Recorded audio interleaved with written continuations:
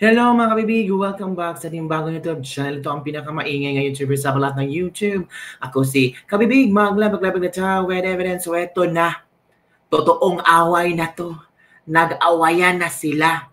Lucas Bersamin versus Martin Romualdez. At ito pa, ito bityang ko, nasira na daw ang ulo. May something na sa kanyang ulo, sabi ni Garbin. Nako mga kabibig, parang iba na ang politika ngayon. Noon, ang pinag-uusapan natin ay impeachment case ni VP Sara, tungkol sa mga Duterte, tungkol sa tungkol sa confidential funds ni VP Sara. Ngayon, iba na. Nakasentro na sa awayang executive branch versus House of the Representatives. Kaya nga kabibig, naglabas ng statement si Executive Secretary Lucas, mga kabibig. Ito na, Bersamin, Lucas. Ito na kabibig ang kayang statement. Statement of the Executive Secretary. The Cabinet strongly objects to the recent spins coming from certain members of the House of Representatives who are thereby attempting to shift the blame for their own corruption and failures onto the executive branch.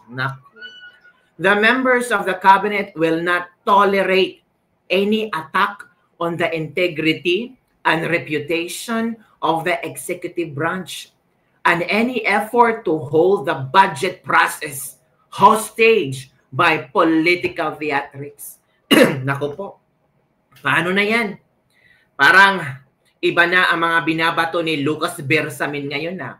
The members of the cabinet will not tolerate any attack. All our investigations into the anomalies will be futile if the sources of corruption remain unchecked. Hence, we urge the House of Representatives to heed the demands of the people for full accountability. Clean your houses first. Naku! Ano bang ibig sabihin ng clean your houses first?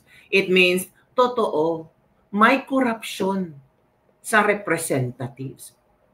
Pinabuloanan na ni Lucas Bersamin na merong nangyayaring hocus-pocus sa budget sa House of Representatives. Nakakahiya. Di ba kabibig? Talagang inamin na ng Executive Department ni Pangulong Bongbong Marcos na nasa kamara. Nasa kamara ang totoong mga buhaya. Sino ba ang House Speaker ng Kamara? Hindi niya alam ang mga nangyayari sa kanyang mga miyembro. Di ba? Sabi pa nga ni Martin Romualdez, we will not condone corruption. Wow! Pero ngayon, anong sabi ni Lucas Bersamin? Clean your house first. Naku, sakit naman yan, Bersamin. Parang pinamumukha mo sa kanila na linisin nyo ang bahay nyo na sobrang kurakot. Naku, ang sakit naman yan. Ano kayang i-response ni Ridon, ni Benny Abante, ni Princess Abante, sino pa ba ang mga pa-epal-epal dyan? Si Martin Romualdez. Kailangan din siyang magsalita. Hinggil sa sinabi ni Lucas Bersamin. Kasi nakaka-insulto to. Nakaka-insulto talaga. Clean your house first. So anong ibig sabihin ni Bersamin na totoong may mga hudas, totoong may mga magnanakaw dyan sa Kongreso. Huwag nyo kaming pahira ng mga ginagawa nyo dyan. Yung mga ginagawa nyong kabalastugan sa budget, kayo na ang mananagot. Clean your house first. Diba? Remember? Sinabi ni VP Sara noon, na 2 tao lang ang nag-hold ng budget sa Pilipinas. Hindi hino-hold ni Bongbong Marcos, kundi nasa Kongreso. Sino ba itong 2 tao na mention ni VP Sara? Zaldico at Martin Romualdez. Nakalimutan nyo. O, campaign, mga loyalista, mga BBM fanatics dyan. Di ba that time, VP Sara is telling us the truth?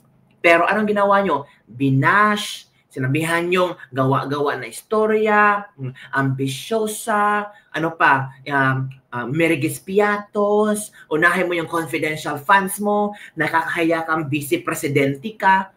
Pero ngayon, lumabas na ang mga baho ng mga taong pinaglalaban nyo. Yung mga Romualdez, yung mga Zaldico, na nandun na sa Amerika kasi bumaba ang BP, tapos masakit sa kasingka, sa puso, hindi pa alam kung kailan babalik. Wow!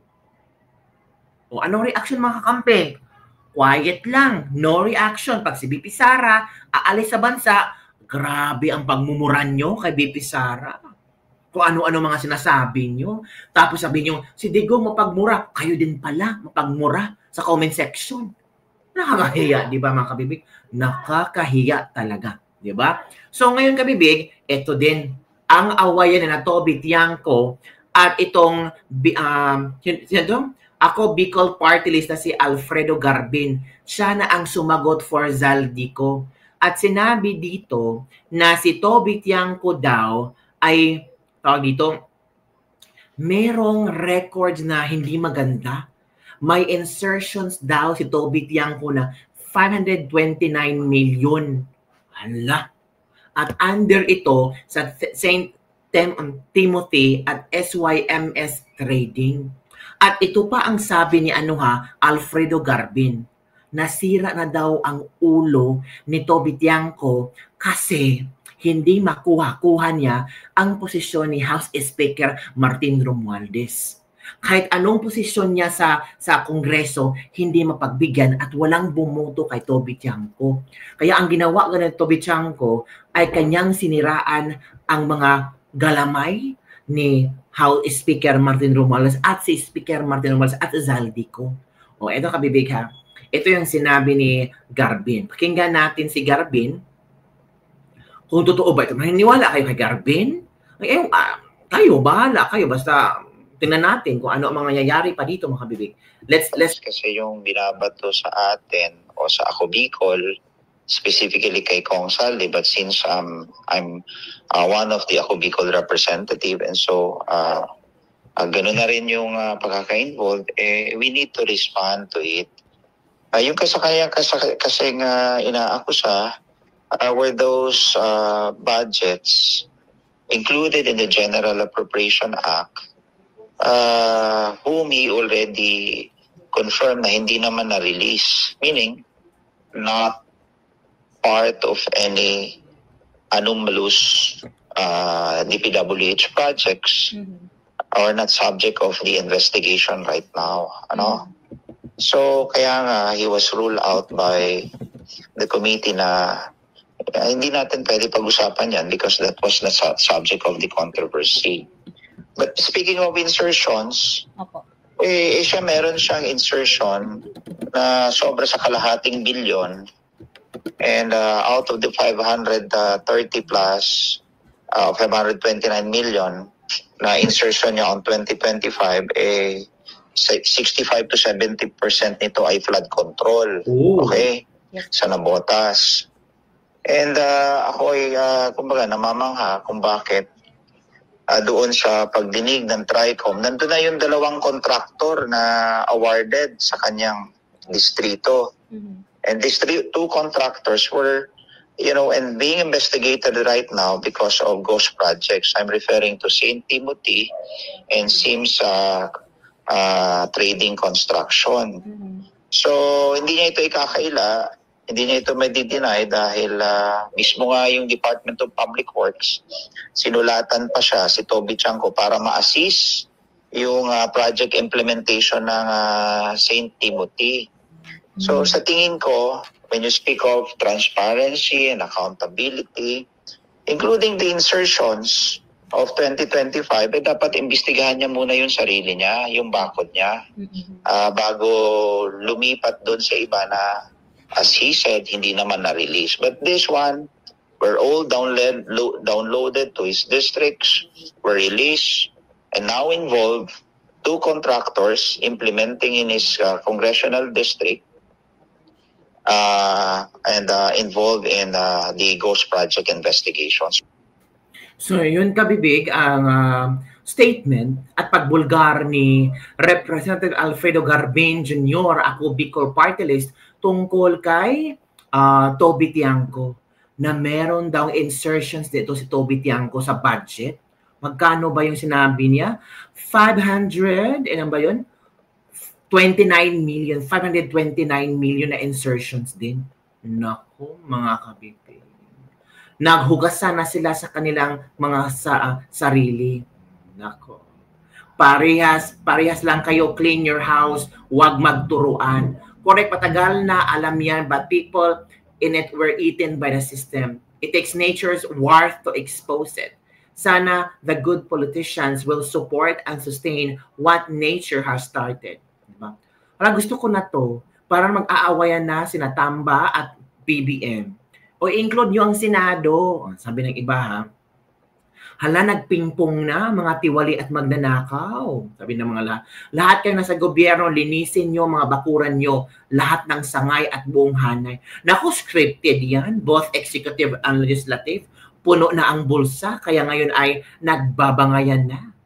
So yun ang mga ilang mga komento ng ating mga netizen kabibig. So ano ang iyong reaction hinggil dito? Kasi lahat kayo budol-budol. Palitan na kasi yung nakaupo na presidente. Hoy, huwag kayong ganyan ha. May masasaktan dyan. You are part of the same house, just a different room lang. Diba? Pare-pareho lang kayo, nagtuturuan-turuan na kayo kung sino ang may totoong kasalanan. Clean your house first. Hindi palayasin nyo si Marcos. Alam namin naman yung mga tao. Diba? Everyone is aware last year pa yan on the magic of Ko and Tamba on the budget, and this was revealed by VP Sara. But no action was taken. Si VP Sara pa ang binatikos at ginawang sinungaling. Ngayon, sino ang totoong nagsasabi ng katotohanan? Sino ang may puso para sa bayan? Diba? Kabig? Yun na nga, nagbabangayan na sila.